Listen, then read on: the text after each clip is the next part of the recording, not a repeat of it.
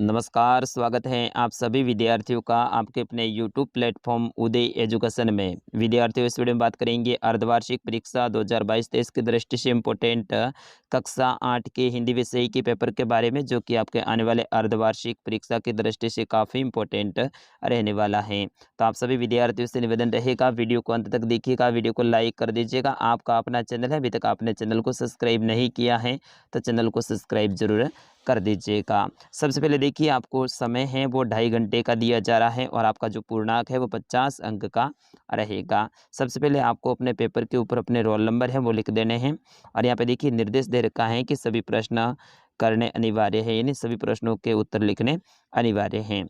देखिए यहाँ पे पहला जो प्रश्न है आपके बहुविकल्पात्मक प्रश्न रहेगा, यानी अवसाद के रूप में रहेगा, जिसमें पहला प्रश्न है कि आलम आरा का पहला नायक कौन था। विद्यार्थियों, ये प्रश्न सारे के सारे इंपॉर्टेंट रहेंगे, आपके एग्जाम में आने वाले हैं। तो आलम आरा जो फिल्म है उनका जो पहला नायक था वो था अर्धशीर, यानी ऑप्शन नंबर स रहेगा इसका सही उत्तर। अगला है प्रश्न संख्या 2। कृष्ण की नगरी का नाम था मथुरा, द्वारिका, काशी, आगरा। तो विद्यार्थियों, इसका सही आंसर क्या हो जाएगा, मथुरा होगा या फिर द्वारिका। आप कमेंट में आंसर जरूर लिखिएगा। प्रश्न संख्या 3। बदलू कैसा कारीगर था। कठोर परिश्रमी, स्वाभिमानी, सहज सरल, उदासीन। तो इसका सही आंसर हो जाएगा ऑप्शन नंबर अ, परिश्रमी व्यक्ति था। अगला प्रश्न, प्रश्न संख्या 4। प्रश्न संख्या 4 है कि श्री कृष्ण को सबसे प्रिय लगता था दूध, घी, माखन या फिर रोटी। तो विद्यार्थी, इसका सही आंसर होगा उनको माखन है ना सबसे प्रिय लगता था, और माखन की चोरी करने के लिए वो आपको पता है ना कई सारे घरों में चले जाते थे। अगला प्रश्न है प्रश्न संख्या 5। अदम मानना मुहावरे का अर्थ है सम्मान करना, बड़ा मनाना, भय, धैर्य। तो इसका सही आंसर हो जाएगा मेरे हिसाब से ऑप्शन नंबर अ ही रहेगा, सम्मान करना, ठीक है ना। तो ऑप्शन नंबर अ रहेगा इसका सही आंसर। प्रश्न संख्या 6। सुदामा की दिन दशा देखकर श्री कृष्ण की क्या मनोदशा हुई। तो सुदामा की दिन दशा देखकर श्री कृष्ण के मन में है बिल्कुल अपने दोस्त के प्रति दया का भाव और सहयोग का भाव पैदा हो गया, क्योंकि अपने दोस्त को इन्होंने देखा तो बिल्कुल फटे टूटे कपड़ों में आए थे और चप्पल भी ठीक से नहीं पहने हुए थे। इस तरह से देखिए ना दुर्दशा तो श्री कृष्ण के मन में है। एक बार तो वे खुद भी है ना रोने लगे थे, उनकी आंखों में भी आंसू आ गए थे। तो इनके बारे में ऐसे आप लिख सकते हैं। प्रश्न संख्या 7। मशीनी युग से बदलू के जीवन में क्या बदलाव आया। तो आपको पता है ना कि बदलू है वो लाख की चूड़ियों को काम करता था, और जैसे मशीनी युग आया तो उनकी लाख की चूड़ियों का जो धंधा है वो चौपट हो गया, क्योंकि उनसे उनकी जो स्पर्धा है वो मशीनी युग की हो गई है। यानी जो मशीनों से चूड़ियाँ बनाई जाती थी उनसे इनकी कंपटीशन हो गया था, और इस कारण से इनकी जो चूड़ियाँ हैं बदलू की वो महंगी थी, और जो मशीनों की बनाई हुई चूड़ियाँ थी वो सस्ते दामों पे और चमकीली होती थी। इस कारण से उनका धंधा है वो चौपट हो गया था। अगला प्रश्न है प्रश्न संख्या 8। प्रश्न संख्या 8 है कि बच्चों के उधम मचाने के कारण घर की क्या दुर्दशा हो गई थी। तो बच्चों ने जो अपने घर में जो उधम मचाया था उस कारण से चारों तरफ है ना घर में जो सामान था वो बिखर गया था, कपड़े बिखर गए थे, इधर उधर कचरा ही कचरा हो गया था, और घर की हालत है ना बहुत ही खराब हो गई थी। तो इस तरह से आप इनके बारे में लिख सकते हैं। प्रश्न संख्या 9। बालक श्री कृष्ण किस लोभ के कारण दूध पीने के लिए तैयार हो गए थे। तो बिल्कुल भगवान श्री कृष्ण को कौन सा लोभ दिया गया था जिसके कारण वो दूध पीने को तैयार हो गए थे। उनको बताया गया था कि भाई दूध पीने से है ना जो चोटी होती है ना वो बड़ी होती है। जैसे कि उनके बड़े भ्राता थे, बड़े भाई थे बलराम जी, उनकी चोटी बड़ी थी, हाइट बड़ी थी, और उनका शरीर भी मजबूत था। तो उनको ये लोभ दिया गया कि भाई दूध पीने से शरीर मजबूत होता है, और आपकी जो चोटी है आपको बलराम की तरह बनानी है तो आपको दूध पीना पड़ेगा। और जैसे उनको ये बात सुनाई गई तो वो फटाक से हाँ बोल गए कि हाँ मैं दूध पी लूँगा, और हमेशा दूध पीने लगे थे। अगला प्रश्न, ध्वनि शीर्षक कविता से हमें क्या संदेश मिलता है।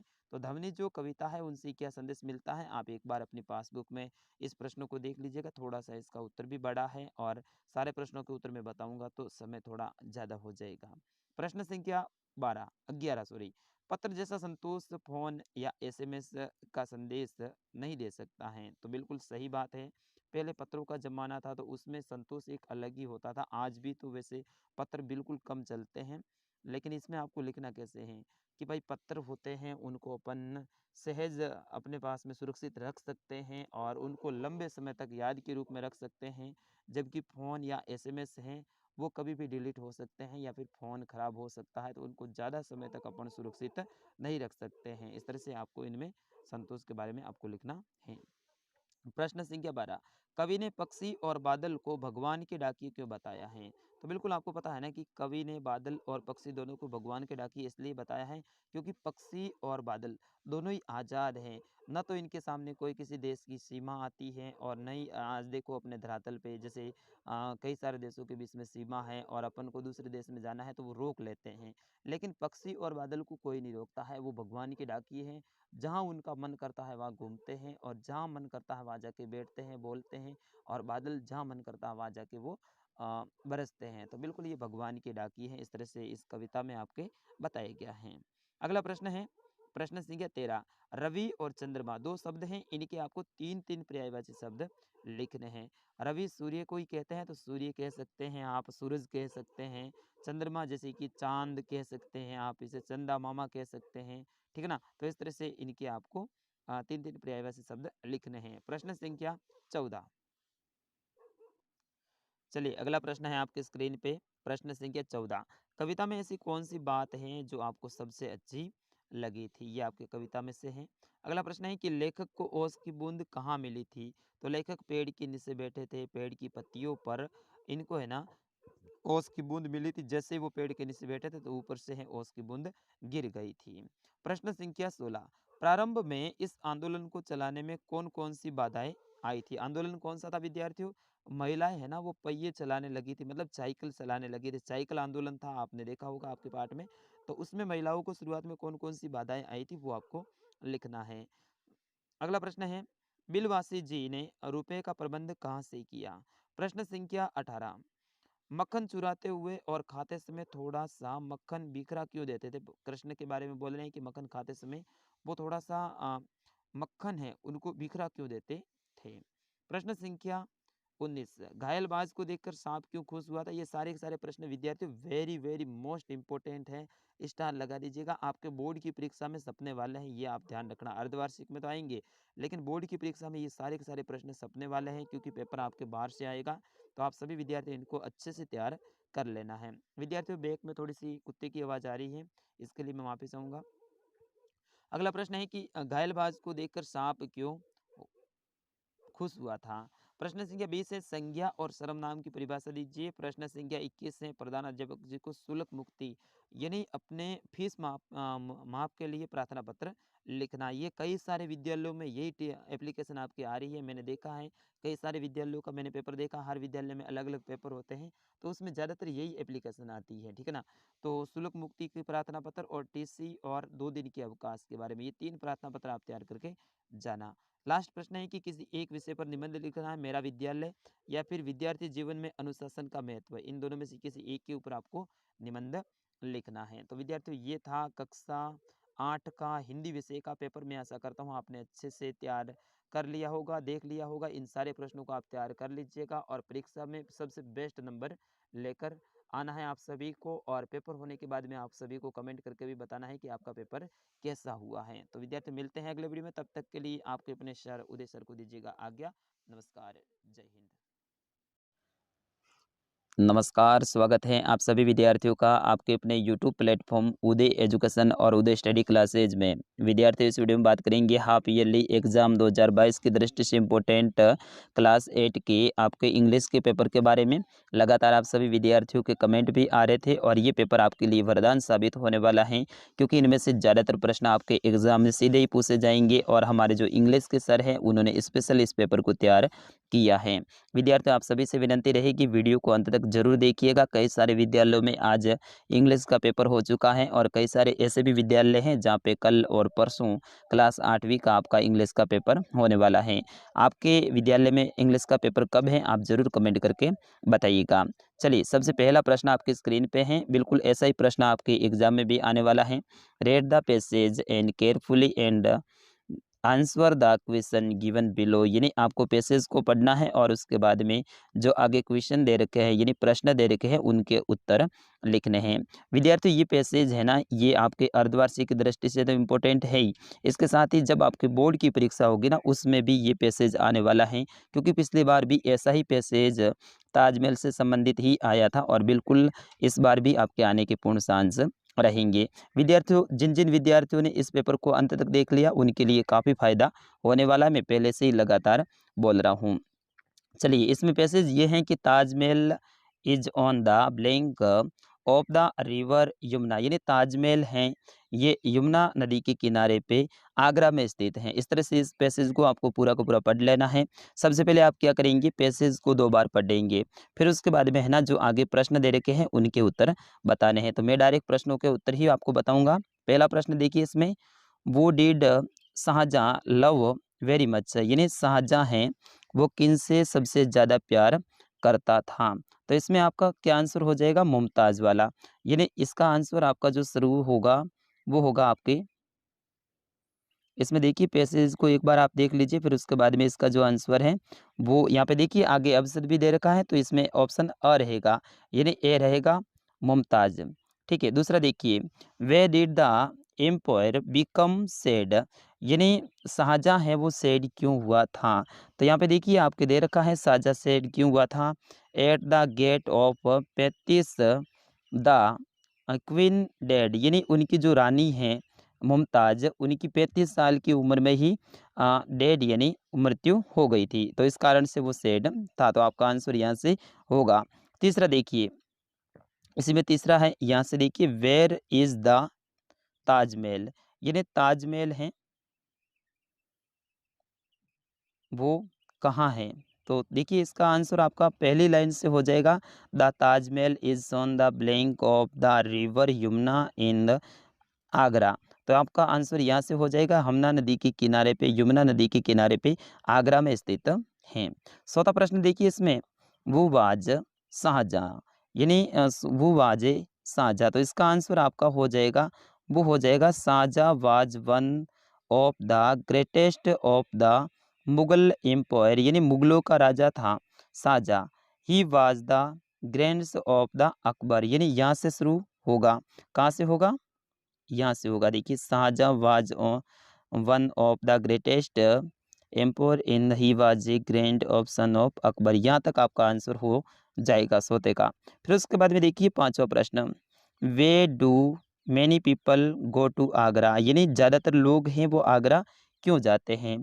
तो इसका आंसर देखिए सबसे लास्ट वाली लाइन में दे रखा है, many people go to Agra to see the Taj, यानी ताजमहल को देखने के लिए ज़्यादातर लोग हैं वो आगरा में जाते हैं।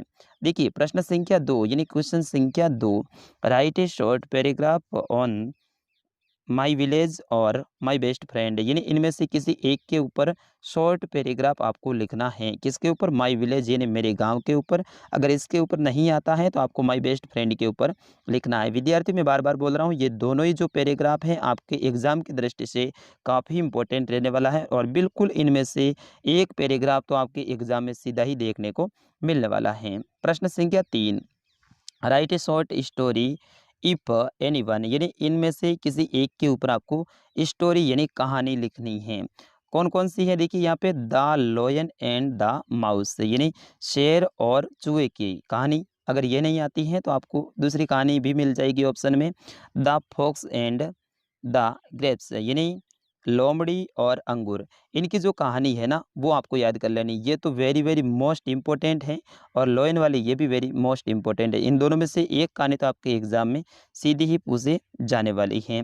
प्रश्न संख्या 4, यू आर ए राजेश, यानी आप राजेश हैं, लिविंग इन द अजमेर, यानी आप अजमेर में रहते हैं, write a letter to your friend Sohil inviting him to attend your brother's marriage, यानी आपको राजेश मानना है और आप अजमेर में रहते हैं। आपको अपने मित्र को एक पत्र लिखना है और आपको आमंत्रित करना है अपने भाई की शादी में आने के लिए। इस तरह से आपको ये लेटर लिखना है, वेरी वेरी इंपॉर्टेंट है विद्यार्थियों, लेटर आप याद करके जरूर जाइएगा। अगर लेटर नहीं आता है तो अथवा में आपको ऑप्शन मिल जाएगा, यानी इन दोनों में से एक करना है, या तो आपको लेटर लिखना है, नहीं तो फिर आपके सामने एप्लीकेशन आएगी।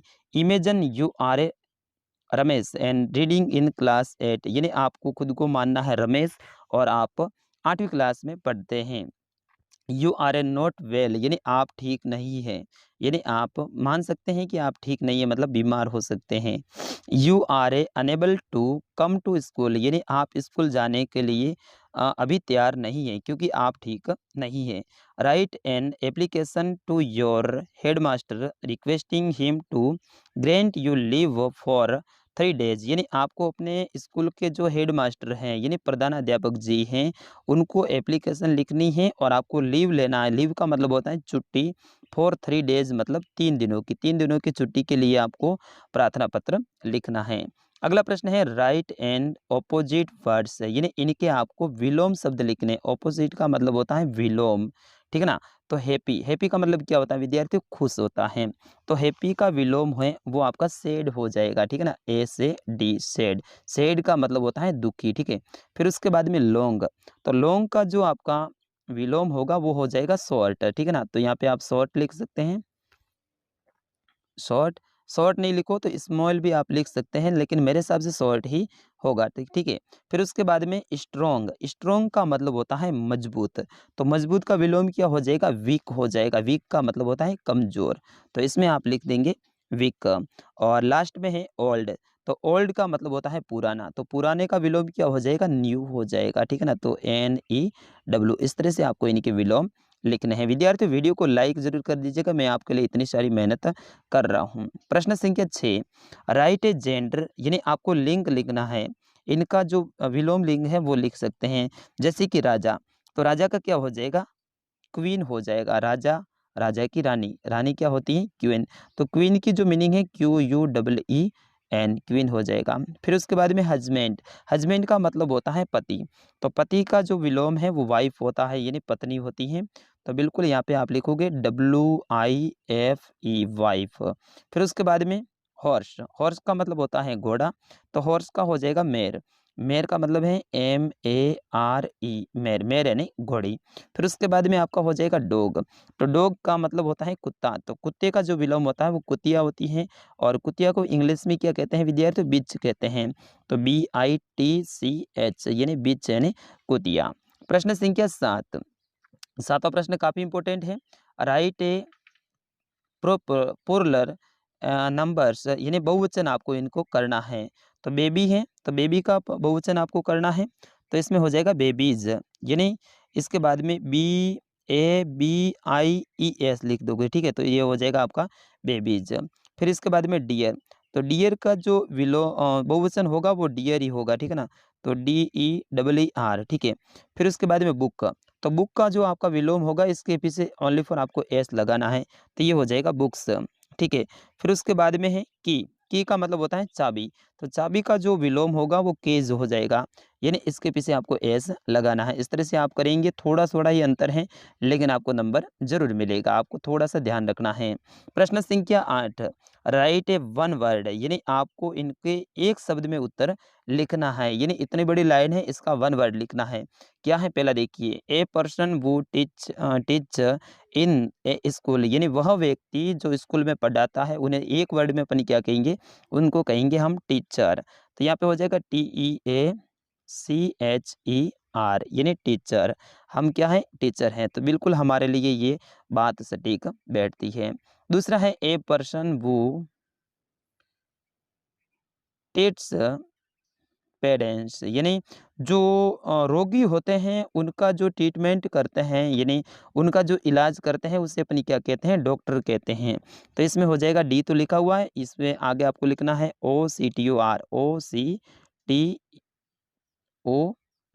डॉक्टर हो जाएगा, ठीक है ना।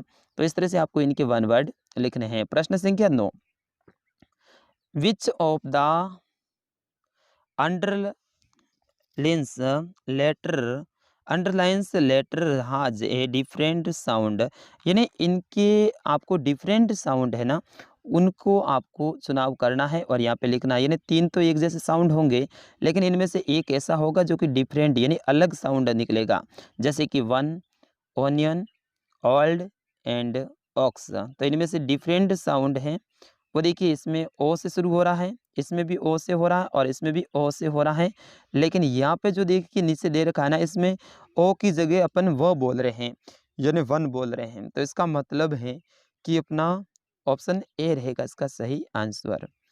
ठीक है, दूसरा देखिए कट, बट, पुट और सुट। तो यहाँ पे देखिए कट यानी आ रहा है, इसमें देखिए बट इसमें भी आ रहा है और इसमें सट, तो इसमें भी आ रहा है लेकिन इसमें ऊ आ रहा है पुट। तो इसमें आपका सी हो जाएगा, ठीक है ना, पुट वाला आपका सही आंसर रहेगा।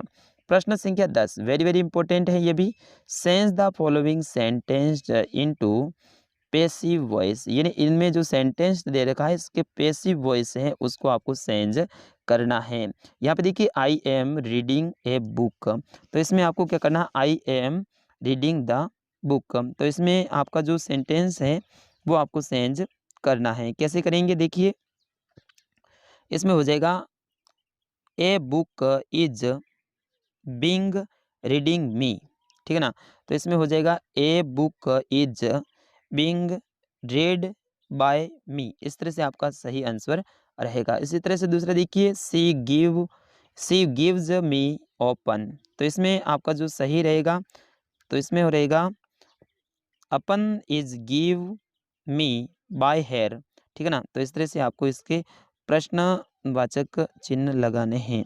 फिर अगला प्रश्न है आपका 11वां क्वेश्चन फार्मिंग, यानी इसमें आपको है ना प्रश्नवाचक चिन्ह यानी प्रश्न बनाना है। उत्तर दे रखा है, उत्तर का क्या करना है, प्रश्न बनाना है। देखिए इसमें पहला देखिए the side was carrying because he was very Hungary. तो इसमें आप प्रश्न कैसे बनाएंगे, जैसे कि वे तो दे रखा है, फिर उसके बाद में why did the side was carrying, ठीक है ना। तो साइड है वो क्या कर रहे थे, तो वो हंगरी थे, यानी कैसे थे, वो भूखे थे।